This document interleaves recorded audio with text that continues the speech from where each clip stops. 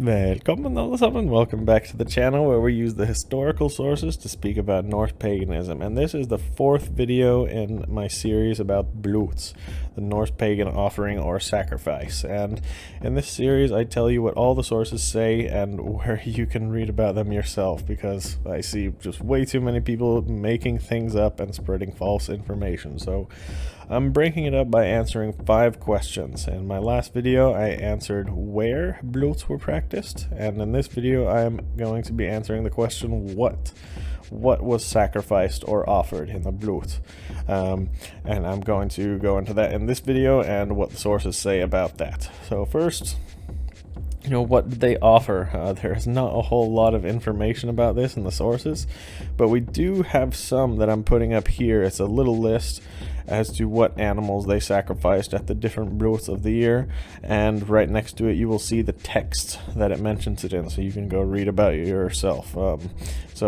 This is continuing on my chart from previous videos where I answer the other questions about blots.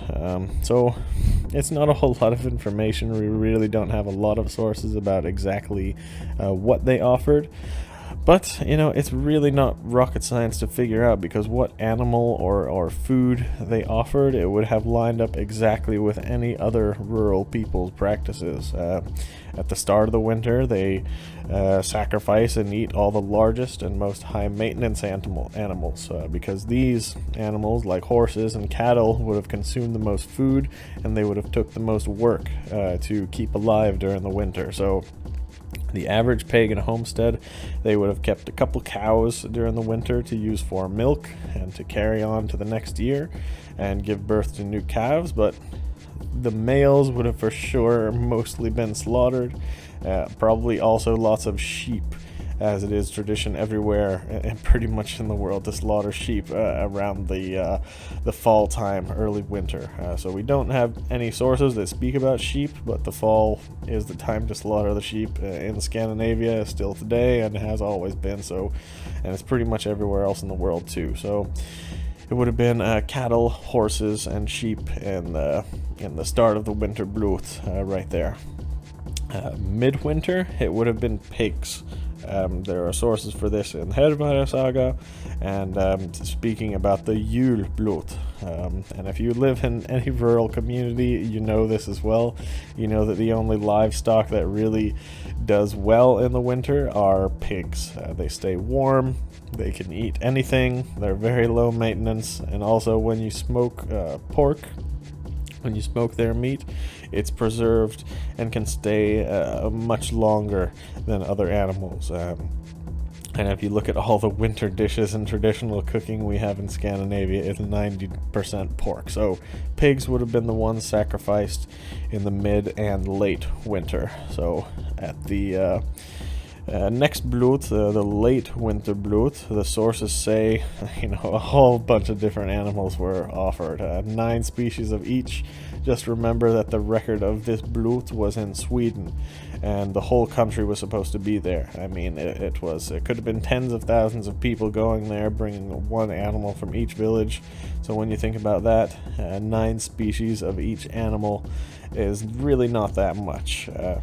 In Sweden, the sources say that they kind of combined many blots of the year into this one very important one in the late winter.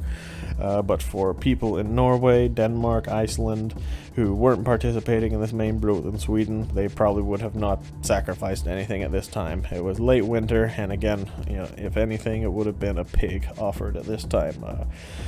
So remember here, the winter was almost done. The people were almost through the winter now, and to the point where they would start growing other food again and would have other things to eat. Then at the start of the summer, we have records of cows and horses being sacrificed. That is in Håkon the Good Saga, but again, animal sacrifices would have been very little at this time. I mean, they had just taken care of this animal and fed it and sheltered it all damn winter, and it's taken a lot of work and resources. And now, at this time, in the early summer, all of the grass is starting to grow and the animal can graze and take care of itself pretty much. So it wouldn't make much sense to kill the animal at this time and offer it. But there was for sure some sort of bloot here at the early summer, and all of the sources say that the summer bloot was done for victory. And also this was probably done for the people just to get their last bit of meat in before going on a long time vegetarian diet. They probably would not have really had any meat again until the fall, because they were about to have all the fruits and vegetables start to grow, and they would have had fish for sure year round, but really not a lot of meat they would have eaten during the summer. Then we have the final one. That is the midsummer bloot. Now we don't know if this midsummer bloot was always practiced.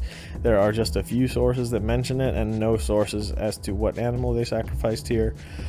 You can see my video about when bloots were practiced to learn more detail on that. But again, the slaughter of animals and eating meat in the summer, there was so much other food around and it would be rare. However, there is some evidence from later on in time tied to the slaughter of goats around the mid to late summertime.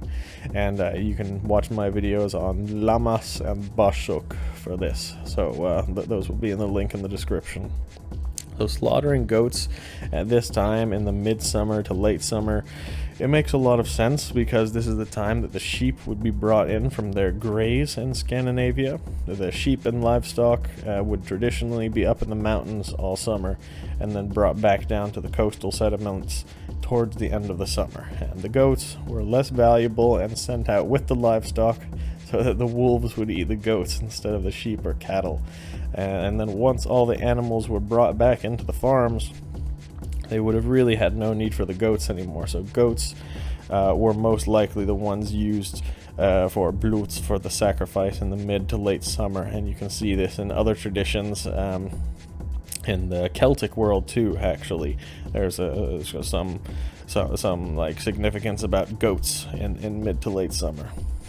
So that's about all of what the sources say, but I want to speak really quickly about human sacrifice, because I'm answering in this video about what was sacrificed in the bloots from the historical sources that we see, and I will talk about this. We only have 2 records that human sacrifices actually happened, just 2, and that was a chronicon of Thietmar of Merseburg, and he wrote that every 9 years in Denmark and Leire, that this bloot would be practiced in the midwinter, so Jul. However, scholars are doubtful because there is no archaeological evidence that this happened. We don't have any, other records of humans being sacrificed there, and no, evidence either of large-scale sacrifice at all, even.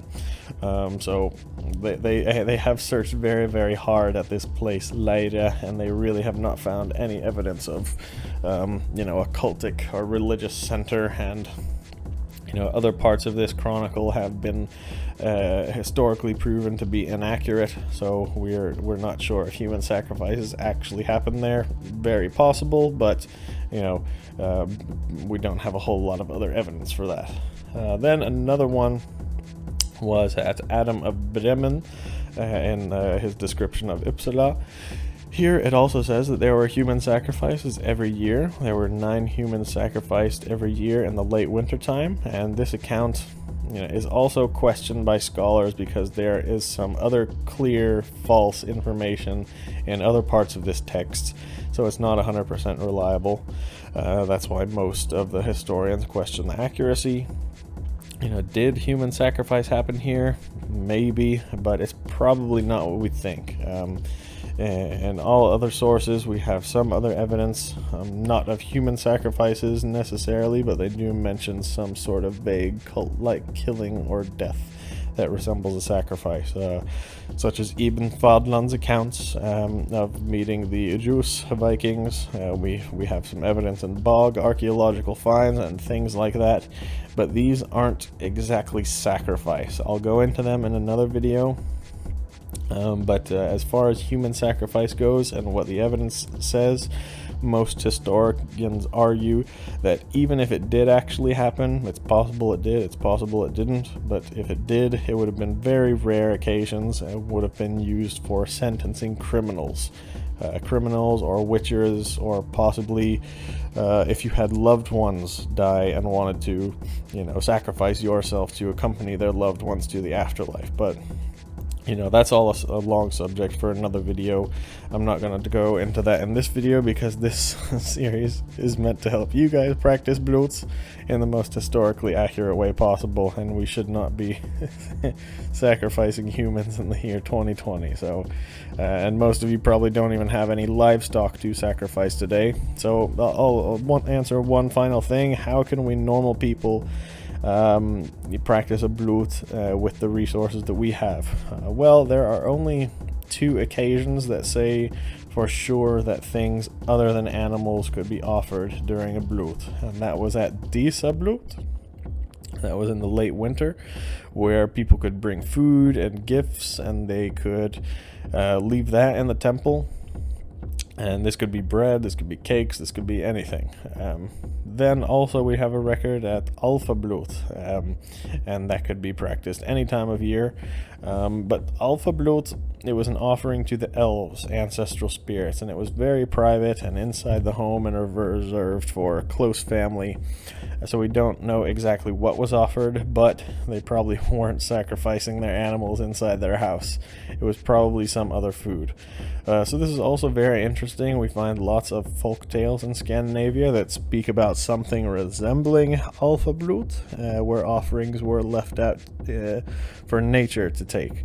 This was either put on the windowsill, or outside the front door, or on a tree stump on the property. We also have other records from witch trials, actually, as late as the 1600s. And these account so-called witches leaving animal guts or food out in nature or sacred places or at crossroads specifically. So we even have a record of people doing blots in remote parts of Scandinavia all the way up until the 1800s, leaving out food offerings out in the trees. So 800 years after Scandinavia was Christianized, and they were still doing this pagan offering. They had to do it in private because the traditional pagan animal sacrifice became very, very illegal. But they still offered food or drink and left it out in nature. And that's just like we can do today. I just want to make a point, like in all these later offerings of food, and not an animal sacrifice, but just basic food, it is always something that humans baked or at least cooked somehow. These offerings could have been bread, cakes, pies, things like that. And it makes a lot of sense because we are offering something to nature, and the spirits, we're supposed to be offering them something that they can't find themselves in nature. Like, I saw one guy bring a apple as an offering at a booth. Like apples are already out in nature, you dumbass. And the fruit and vegetables that you buy at a grocery store is so full of chemicals, it's meant to make the wildlife not want to eat it. So ideally, if you are going to give an offering of some other type of food, it would be something like human made, like a cake or bread, something that the nature or the spirits might enjoy, just like in the sources in Scandinavian folk tradition that we have. And it would be even better if you bake it yourself. You could buy a cake at a store, but even better if you bake it yourself. Also, if birds come and try to get at your offering as soon as you are finished, as soon as you leave the place, that's a great sign that the spirits and nature are happy. Now, there's no source for that little extra part there about the birds coming, but that was just told to me growing up in Norway by some of the elderly people practicing these blots. And they say that this idea goes back to pagan times. We don't know if it does or not. It's probably a folk tradition, only a few hundred years old, but with some pagan origin. Yeah, who knows? I'd say if birds come by looking for your offering, that's a good sign. So that's about it. There you have it. That's what the historical sources say about blots, and a little tips about how you can practice it today. So that's about it. Vi ses nästa gång.